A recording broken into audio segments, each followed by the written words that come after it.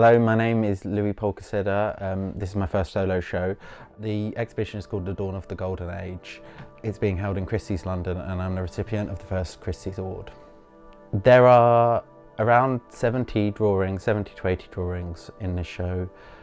The exhibition kind of moves from large-scale systems drawings, which show the entire kind of world as a complete image, kind of like a top-down, multi-figure, but also sometimes comedic world of interacting parts.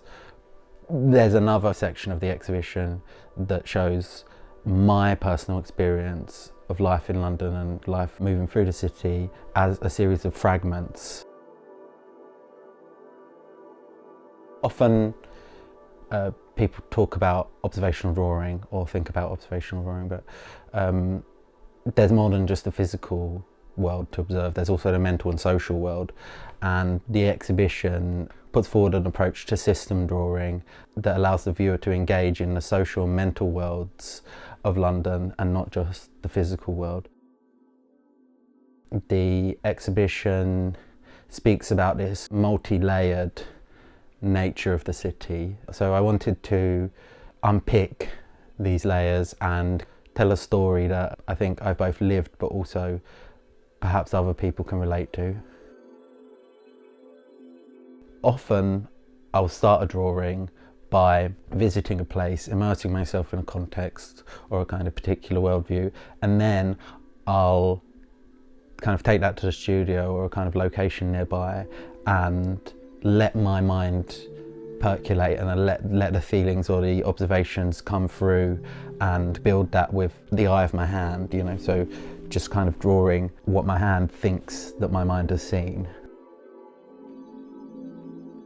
Often the hand figures something out before your brain does, so my life is really underpinned by drawing. You know, I draw as much as I breathe almost. I try to kind of keep drawing most of the day in tidbits and moments. I think that this helps build the imaginative capacity. A lot of the figures that you see in pieces, or pretty much all of them, are from my imagination, and most of the context as well are kind of from my imagination, but they are also from my memory, because memory and imagination are very close together. You have to draw something repeatedly in order to then transform that. I've been drawn to a series of locations through this exhibition, and those locations are moments in the city of intersection, so they're boundary conditions between one place and another place often. I think that one of the things that I wanted to build into this show is the idea of complexity and contradiction being able to exist in tandem. Capital at Risk shows a city in flux. Of course, the UK is the biggest exporter of financial services, but this image shows that kind of reality in almost three layers. At the bottom here, you have the kind of street scene, you have the day-to-day economic and social interactions that, you know, you'll have like Pizza Hut fighting Pizza Go-Go, you have kind of people throwing coffee cups at each other, trying to get work done. Just above that, you start to see this kind of more intangible and ethereal world that shows something about how money is created, how institutions relate to each other, almost as kind of these swinging objects which interact with trillions of pounds on a daily basis. The people here are shown shaking a house to get money out of the house, which represents how high street lending works, and kind of the banking sector essentially lends through the collateral of your housing, so the London world becomes this money house world. People like clambering to kind of get houses because that also allows them to release money and be able to access capital.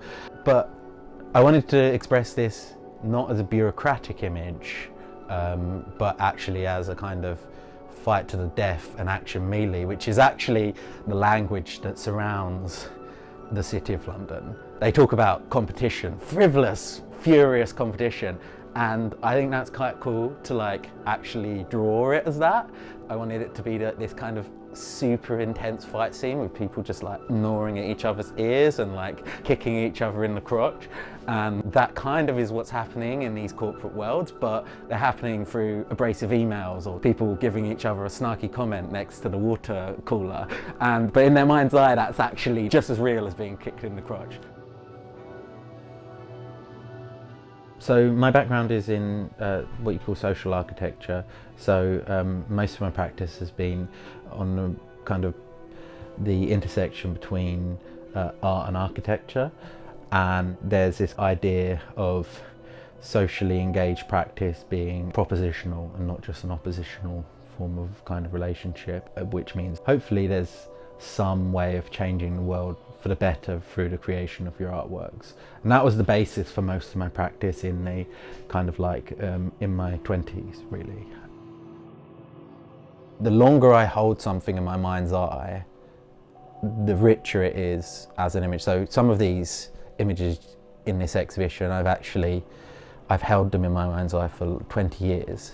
I had a lot of stories inside myself that I'd kind of been putting off telling for a long time. So fortunately I won this Christie's award, and the 50 drawings build on these stories that I wish I'd told 5-10 years ago. They're things from my life when I was 5 years old up to the age of 16, and they're kind of really close to my heart in the sense that they're talking about my experiences with school, how I remember things. They're talking about my experiences with my mother when I was 5 to 6 years old. They're talking about the kind of the world as a confusing and also often violent place growing up. And they're talking about my kind of experiences with trauma.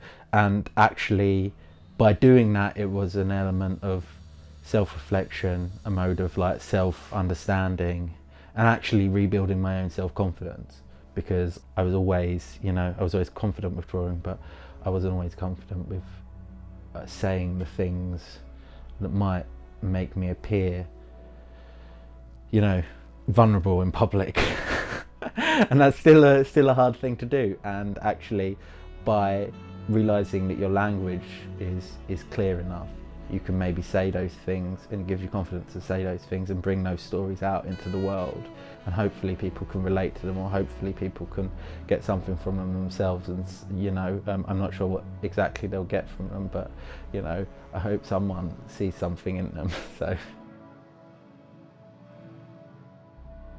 within my drawings there are kind of motifs from India and like ideas from India, and like the culture of India has shaped my upbringing. There's the mythologies of India, and then there's lived realities of India today. I kind of wanted to do a piece where I visited Mumbai, cities like Hyderabad, and then kind of moved up to northern India, where there's very different cultural changes happening. I had this idea of an enormous skyscraper that changes as the cultural changes of Mumbai, as the cultural changes of the Indian dreamscape. It's a kind of capsule, a time capsule really, of how my relationship with India as a kind of British Hindu, essentially a white British Hindu, and the evolution and cultural changes of India as a kind of dreamscape relate with each other. Because this idea of there's this idea of India from afar, this is something Kathleen Raine speaks about, and I think that that's the kind of relationship that I'm grappling with, and how there's India from afar, but there's also England from afar, and those kind of two relationships are never truly disconnected.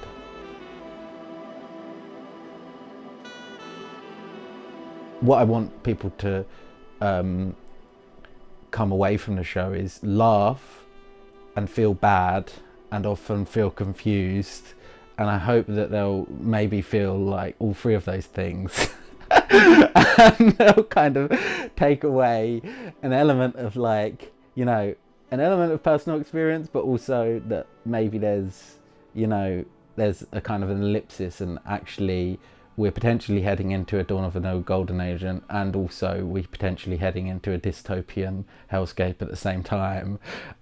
So I want that kind of paradox to linger in people's mind.